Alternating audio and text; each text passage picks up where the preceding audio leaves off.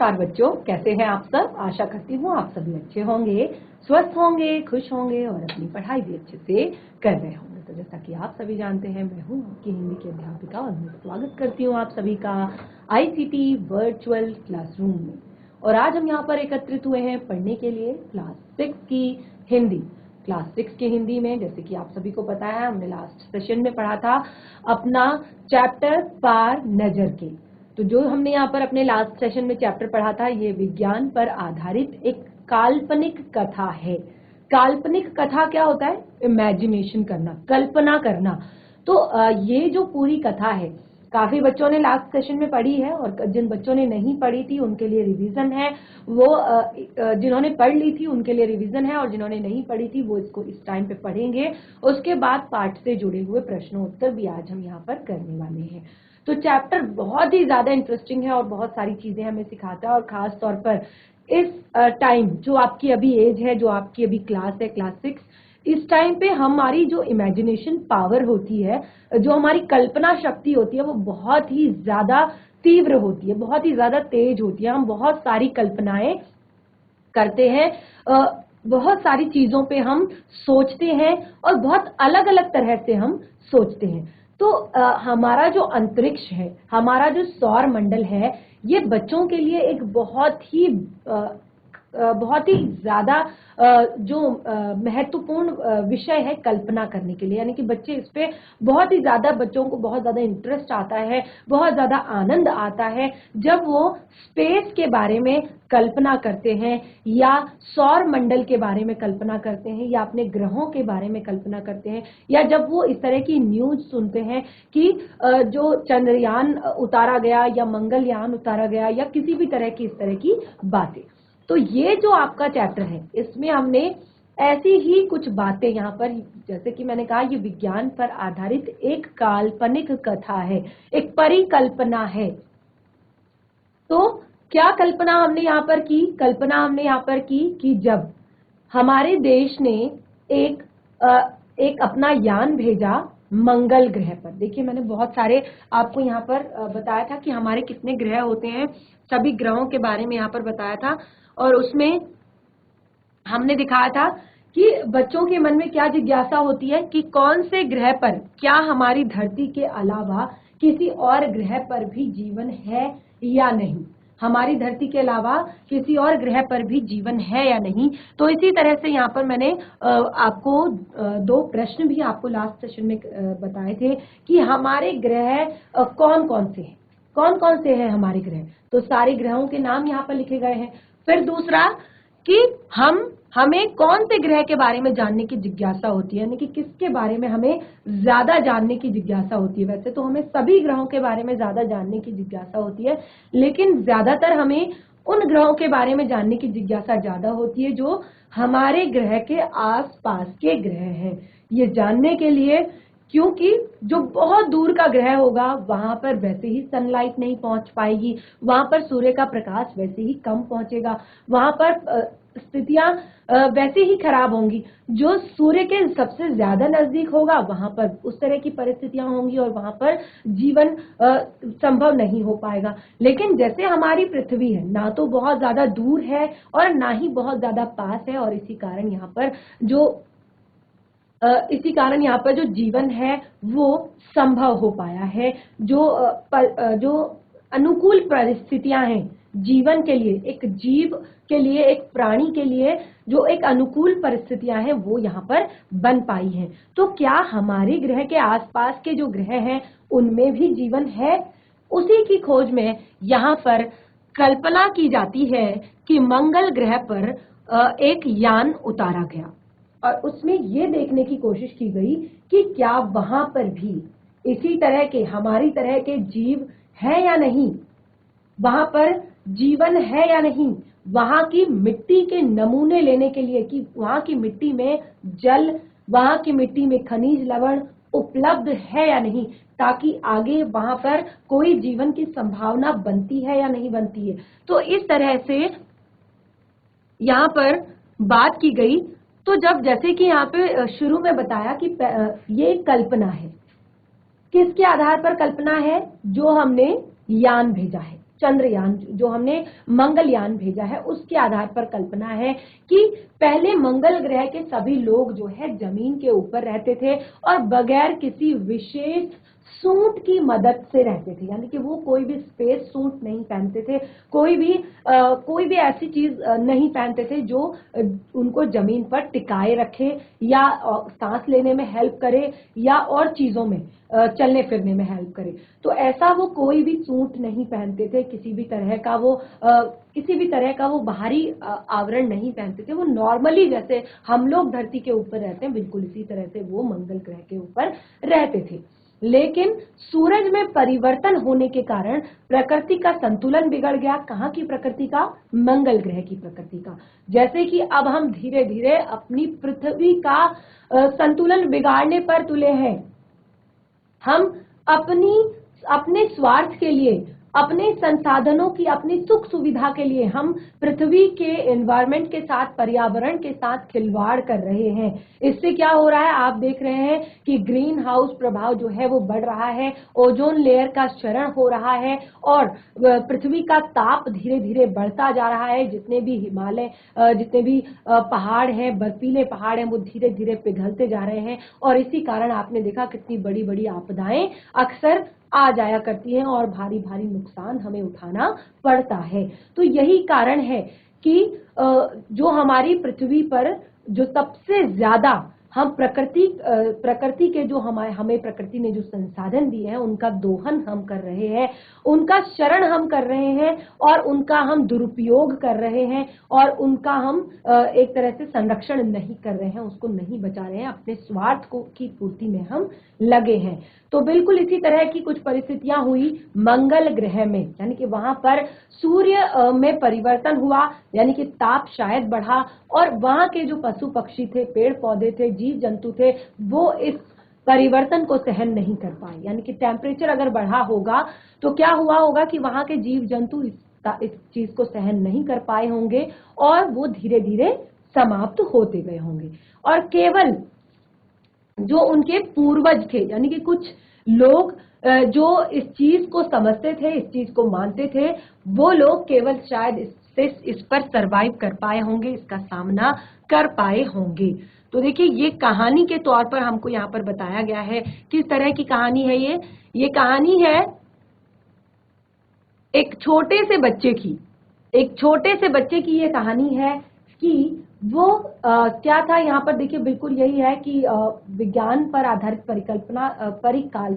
एक काल्पनिक कथा है। एक ऐसी परिकल्पना है कि सूर्य का ताप और प्रकाश देना बंद कर देता है, यानी कि सूर्य जब ताप देना बंद कर देता है या अत्यधिक ताप दे देता है तो क्या होता है, परिस्थितियां प्रतिकूल हो जाती हैं, यानी कि हमारी जो फेवरेबल कंडीशंस है। देखिए एक पौधा आप उगाते हैं, ये लास्ट सेशन में भी आपको एग्जांपल दिया था कि अगर आप एक पौधा लगाते हैं, एक प्लांट अगर आप लगाते हैं छोटा सा, तो सबसे पहले क्या होता है कि उसको आपने पानी देना होता है।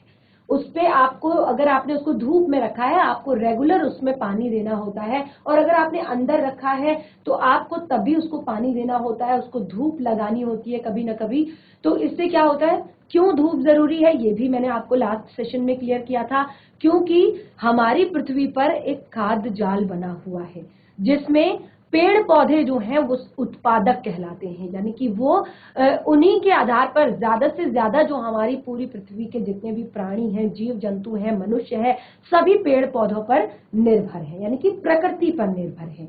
और प्रकृति में जितनी भी हरियाली है, जितने भी पेड़ पौधे हैं, ये सब किस पर निर्भर है, सनलाइट पर निर्भर है, क्योंकि पौधे अपना भोजन स्वयं बनाते हैं प्रकाश संश्लेषण की प्रक्रिया से। ठीक है, तो अगर सूर्य अपना ताप देना बंद कर देगा, अगर सूर्य ज्यादा ताप देने लगेगा, अगर आप एक पौधे को लगातार 10 दिन तक धूप में रखते हो और वो क्या हो जाता है, मुरझा जाता है, वो जल जाता है। ठीक है, सूर्य अगर अपना जो ताप है वो या तो देना बंद कर देता है या ज्यादा दे देता है, तो क्या होता है कि जो कंडीशंस होती हैं परिवर्तित हो जाती हैं, चेंज हो जाती हैं। जो परिस्थितियां हैं, जो अनुकूल परिस्थितियां हैं, जो सर्वाइवल कंडीशंस हैं, वो चेंज हो जाती हैं और मंगल ग्रह पर भी यही हुआ और धीरे धीरे इस परिवर्तन के कारण वहां पर सब कुछ नष्ट हो गया और वहां के जो लोग थे वो मशीनों की सहायता से, यानी कि जो भी उनके पास उपकरण रहे होंगे उन उपकरणों की सहायता से अब वो जमीन के नीचे रहने लगे,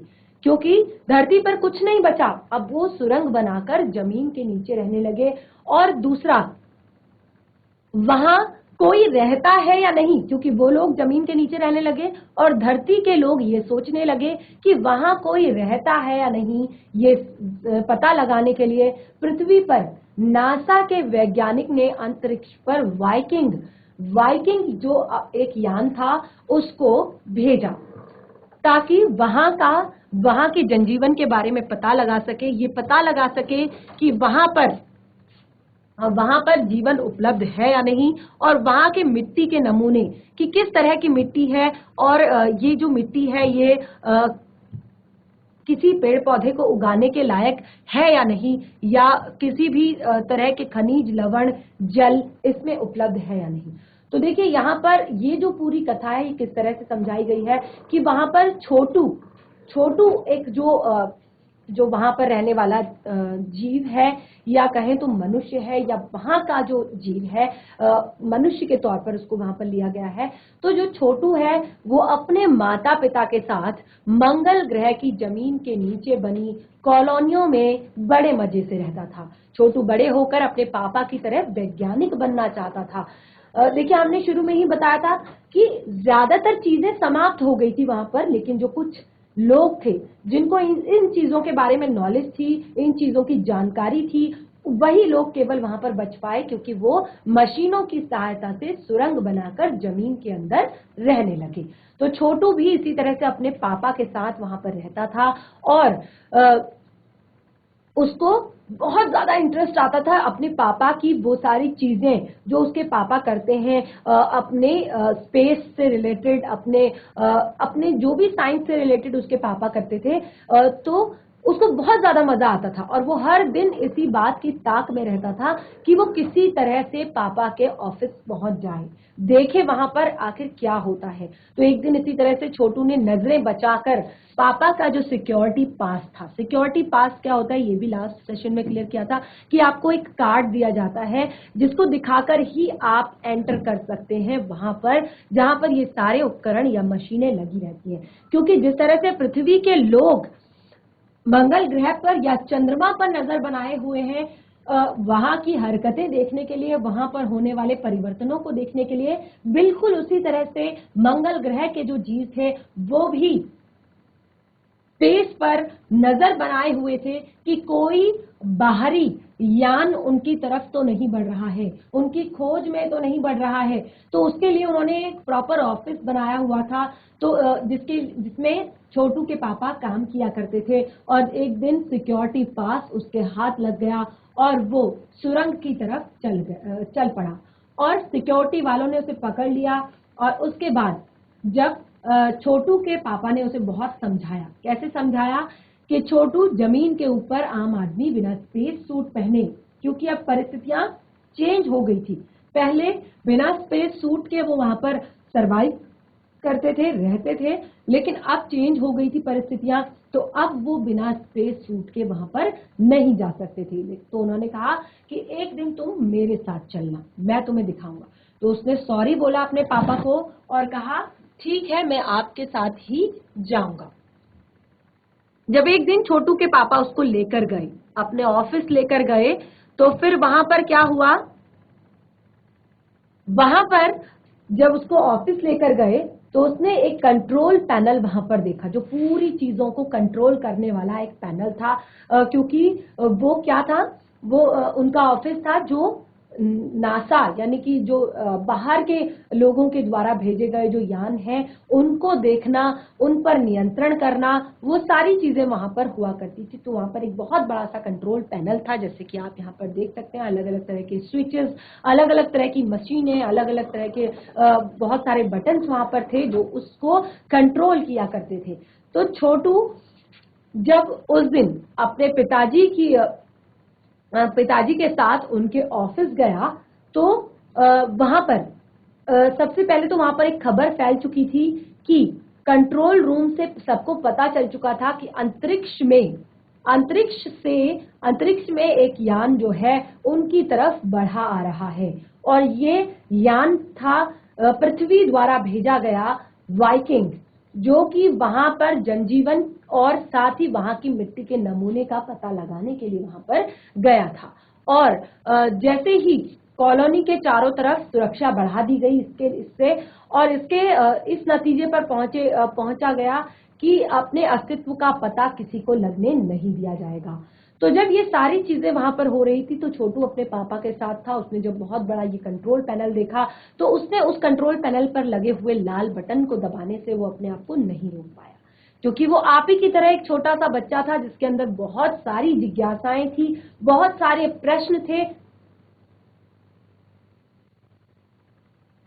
बहुत सारे प्रश्न उसके अंदर थे। तो उसने वो रेड कलर का बटन जो है वो दबा दिया और उससे एक बहुत बड़ी चूक हो गई, एक बहुत बड़ी गलती हो गई। तो छोटू के पापा ने क्या किया, फटाफट उसे अपनी तरफ खींचा और उसको एक थप्पड़ लगा दिया। और लाल बटन दबाते ही जो यांत्रिक हाथ था जो धरती से यानी कि वाइकिंग जो आया हुआ था इस तरह का, जैसे कि आप यहाँ पर देख सकते हैं, इस तरह से जो ये वाइकिंग यहाँ पर धरती से आया हुआ था, इसका जो एक यांत्रिक हाथ था वो बेकार हो चुका था, यानी कि अब ये काम नहीं कर रहा था। और अब मंगल ग्रह पर इस तरह की खबर फैल गई कि पृथ्वी से भेजे गए यांत्रिक हाथ को बेकार कर दिया गया है और इसके लिए छोटू को बधाई का पात्र बनाया गया। भले ही इसने वो चीजें गलती से की, लेकिन इससे सबकी जान बच गई, तो उसको बधाई का पात्र बनाया गया। और कुछ दिनों बाद पृथ्वी के अखबारों में छपा कि नासा के टेक्नीशियनों ने फिर से वाइकिंग को दुरुस्त कर दिया है, यानी कि उसको नासा से ही वहां जाकर दुरुस्त नहीं किया, नासा से ही उसमें कुछ इस तरह के बदलाव किए कि वो चेंज हो गया और वो फिर से उसने मिट्टी के नमूने इकट्ठे करने का काम शुरू कर दिया। और मंगल की मिट्टी के अध्ययन का पता करने से इस बात का पता लगाया जा सकता है कि मंगल पर भी पृथ्वी के जैसे जीव सृष्टि है या नहीं, यानी कि जीव सृष्टि का अस्तित्व है या नहीं। क्योंकि कुछ ना कुछ चीजें तो जहां पर इंसान रहेगा, जहां पर जीव रहेगा, वहां पर कुछ ना कुछ चीजें तो ऐसी होंगी ही जमीन में। तो ये सब चीजें पता लगाने के लिए वहां पर वाइकिंग को भेजा गया था। और वास्तव में आज भी ये चीजें हमें पता नहीं लग पाई है कि वहां पर कोई भी जीव है या नहीं। और ये संभावना आज भी बनी हुई है कि वहां पर जीवन है। लोग मतलब जैसे हम कहते हैं ना एलियंस, तो उन्हीं को हम एलियंस कहते हैं, यानी कि हम एक संभावना, एक परिकल्पना कर रहे हैं, सोच रहे हैं कि वहां पर जीवन है या नहीं। तो जैसे कि आप देख रहे हैं यहाँ पर हमने लास्ट सेशन में कुछ कठिन शब्द लिखे थे, जैसे सिक्योरिटी, सतर्कता, सावधानी, मुमकिन, संभव, लाजमी, जरूरी, हथियाना, कब्जा करना, सुनिश्चित करना, पक्का करना। तो इसको आप नोट डाउन करें। और मैंने कहा था कि आपकी बुक में भी काफी सारे ऐसे कठिन शब्द हैं जिनको आप नोट डाउन कर सकते हैं, जिनको आप लिख सकते हैं। तो कई बच्चों ने लिखे होंगे, जिन्होंने नहीं लिखे हैं वो भी लिख सकते हैं। देखिए अब यहाँ पर कुछ जो सही के आगे, सही और गलत के आगे गलत का टिक आपने लगाना है। इससे आपको पता चलेगा कि चैप्टर को आपने कितना अच्छे तरीके से पढ़ा है। कुछ इस तरह का दृश्य मंगल ग्रह का होता है, कुछ इस तरह का दृश्य वहां पर है। और देखिए उसको लाल ग्रह भी कहा जाता है, क्योंकि वहां की जो मिट्टी है वो ज्यादातर लाल है और इसी कारण वो पूरा लाल दिखाई देता है। तो पहला प्रश्न है आपका, सुरंगनुमा रास्ते से कोई भी किसी भी समय जा सकता था। ये सही है या गलत है? चैप्टर को दो बार रिवाइज कर दिया गया है। सुरंगनुमा रास्ते से कोई भी किसी भी समय जा सकता था, ये सही है या गलत है? जो मंगल ग्रह पर सुरंगनुमा रास्ता बनाया गया था, क्या वो सबके लिए खुला था? क्या वहां से कोई भी किसी भी वक्त जा सकता था? तो ये गलत है, क्योंकि वहां पर सबको जाने की परमिशन नहीं थी, केवल उन लोगों को जाने की परमिशन थी जो वहां पर काम करते थे, वो भी वहां का सिक्योरिटी पास दिखाकर। ठीक है ना? जो आपने चैप्टर में पढ़ा है बिल्कुल उसी में से ही दिया गया है। तो अगर आप इस प्रश्न को सॉल्व करेंगे, इससे आपको क्लियर होगा कि आपको कितना समझ में आया है। अगला है छोटू पापा का सिक्योरिटी पास लेकर सुरंगनुमा रास्ते में गया। बिल्कुल सही है, छोटू ने अपने पापा का सिक्योरिटी पास लिया और वो सुरंगनुमा रास्ते पर आगे बढ़ गया। छोटू के पापा एक वैज्ञानिक थे। बिल्कुल सही, छोटू के पापा एक वैज्ञानिक थे। अगला है, सुरंगनुमा रास्ते में विशेष स्पेस सूट पहनकर ही जाया जा सकता था। सुरंगनुमा रास्ते में एक विशेष स्पेस सूट पहनकर ही जा सकता था। तो ये बिल्कुल सही है, उसके पापा ने बताया था कि वहां पर जो आम लोग होते हैं यानी कि सामान्य जो लोग होते हैं उनको बिना स्पेस सूट पहने जाने का वहां पर अलाउड नहीं है। अगला है, अंतरिक्ष यान मिट्टी के नमूने उकेर रहा था। अंतरिक्ष यान मिट्टी के नमूने उकेर रहा था, नहीं उकेर रहा था, वो वहां पर मिट्टी के नमूने इकट्ठे करने गया था, लेकिन उसका यांत्रिक हाथ बेकार हो चुका था। वो कोशिश कर रहा था अब नमूने एकत्रित करने की। छोटू ने कंट्रोल पैनल का हरा बटन दबा दिया। बिल्कुल गलत, छोटू ने कंट्रोल पैनल का लाल बटन दबाया। तो इस तरह से यहाँ पे हमारे जो ये प्रश्न है ये कंप्लीट हो चुके हैं। बहुत ही ज्यादा इंटरेस्टिंग थे, अगर आपने चैप्टर को पढ़ा होगा, ध्यान पूर्वक समझा होगा। तो देखिए, ये उपसर्ग और प्रत्यय अलग अलग करने हैं। उपसर्ग क्या होते हैं, प्रत्यय क्या होते हैं, ये आपको अगर पता है। उपसर्ग यानी कि किसी भी वाक्य किसी भी शब्दांश के पहले लगने किसी भी शब्द के पहले लगने वाले शब्दांश को उपसर्ग कहते हैं, और किसी भी शब्द के अंत में जोड़ने वाले शब्दांश को प्रत्यय कहते हैं। ठीक है, तो आपको इसमें से यहाँ पर उपसर्ग और प्रत्ययों को अलग अलग छांटना है।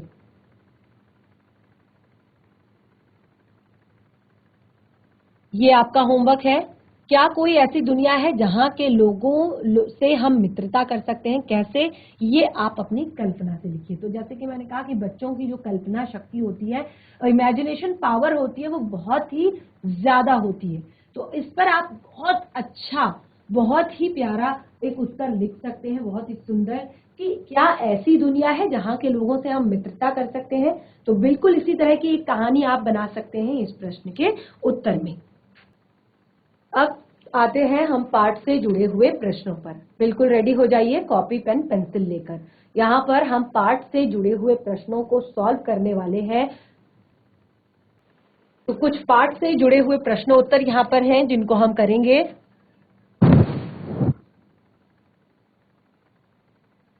देखिए, बहुत ही प्यारा यहाँ पर प्रश्न है जो कि परियोजना कार्य है। ग्रहों का एक चित्र चार्ट पर बनाकर दर्शाइए। बहुत ही ज्यादा इस प्रश्न को सॉल्व करने में आपको आनंद आने वाला है।